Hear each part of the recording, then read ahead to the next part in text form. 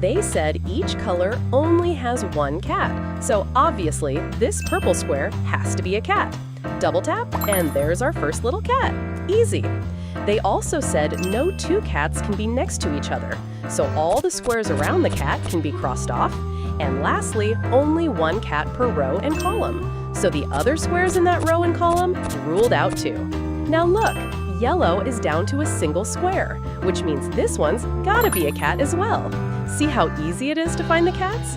4 little cats to go. They're all yours.